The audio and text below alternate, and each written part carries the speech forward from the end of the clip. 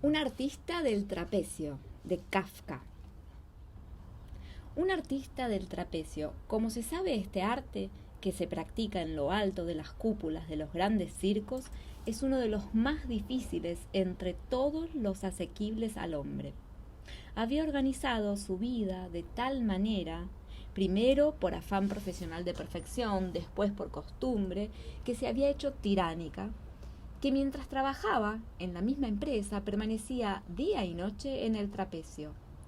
Todas sus necesidades, por otra parte muy pequeñas, eran satisfechas por criados que se relevaban a intervalos y vigilaban debajo. Todo lo que arriba se necesitaba lo subían y bajaban en pequeñas cestas construidas para el caso.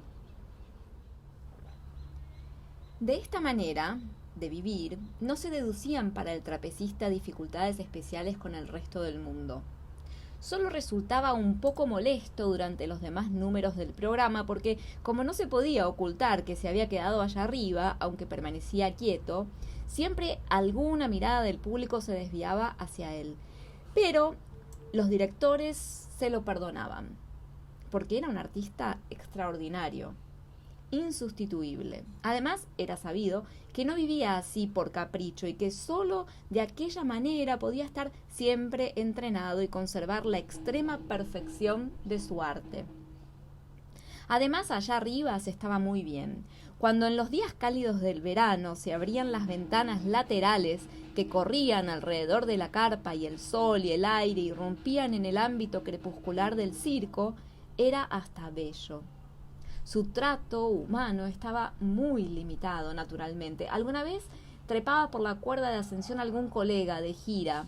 Se sentaba a su lado en el trapecio, apoyado uno en la cuerda de la derecha, otro en el de la izquierda, y charlaban largamente. O bien los obreros que reparaban la techumbre cambiaban con él algunas palabras por una de las claraboyas, o el electricista que comprobaba las conducciones de luz en la galería más alta le gritaba alguna palabra respetuosa, si bien poco comprensible. A no ser entonces estaba siempre solitario. Alguna vez un empleado que erraba cansadamente a las horas de la siesta por el circo vacío elevaba su mirada a la casi atrayente altura donde el trapecista descansaba o se ejercitaba en su arte sin saber que era observado. Así, habría podido vivir tranquilo el artista del trapecio, a no ser por los inevitables viajes de lugar en lugar que le molestaban en sumo grado. Cierto es que el empresario cuidaba de que este sufrimiento no se prolongara innecesariamente. El trapecista salía para la estación en un automóvil de carreras que corría a la madrugada por las calles desiertas con la velocidad máxima. Demasiado lenta, sin embargo, para su nostalgia de trapecio. En el tren estaba dispuesto un departamento para él solo, en donde encontraba arriba, en la redecilla de los equipajes, una sustitución mezquina, pero en algún modo equivalente, de su manera de vivir. En el sitio de destino ya estaba enarbolado el trapecio mucho antes de su llegada, cuando todavía no se habían cerrado las tablas ni colocado las puertas.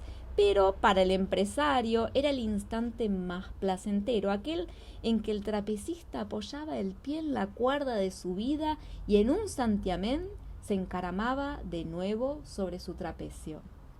A pesar de todas estas precauciones, los viajes perturbaban gravemente los nervios del trapecista, de modo que por muy afortunados que fueran económicamente para el empresario, siempre le resultaban penosos. Una vez que viajaban, el artista en la redecilla como soñando, el empresario recostado en el rincón de la ventana leyendo un libro, el hombre del trapecio lo apostrofó suavemente y le dijo, mordiéndose los labios, que en lo sucesivo necesitaba para vivir no un trapecio como hasta entonces, sino dos trapecios, uno enfrente de otro. El empresario accedió enseguida, pero el trapecista, como si quisiera mostrar que la aceptación del empresario no tenía más importancia que su oposición, añadió que nunca más, en ninguna ocasión, trabajaría únicamente sobre un trapecio. Parecía horrorizarse ante la idea de que pudiera acontecerle alguna vez. El empresario, deteniéndose y observando a su artista, declaró nuevamente su absoluta conformidad. 2 trapecios son mejor que uno. Además, los nuevos ejercicios serían más variados, más vistosos. Pero el artista se echó a llorar de pronto. El empresario, profundamente conmovido, se levantó de un salto y le preguntó qué le ocurría. Y como no recibiera ninguna respuesta, se subió al asiento. Lo acarició y abrazó y estrechó su rostro contra el suyo hasta sentir las lágrimas en su piel.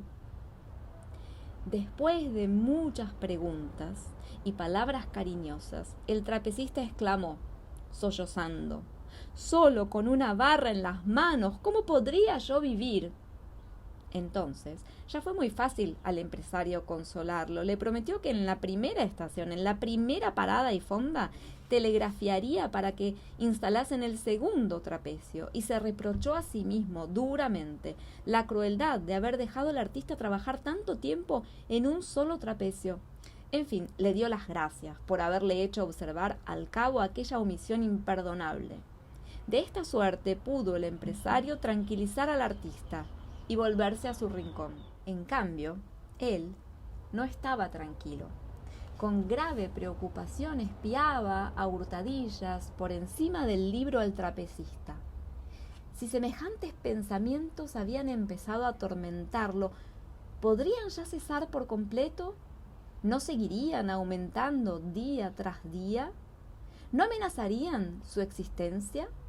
Y el empresario, alarmado, creyó ver en aquel sueño aparentemente tranquilo en que había terminado el llanto, comenzar a dibujarse la primera arruga en la lisa frente infantil del artista del trapecio.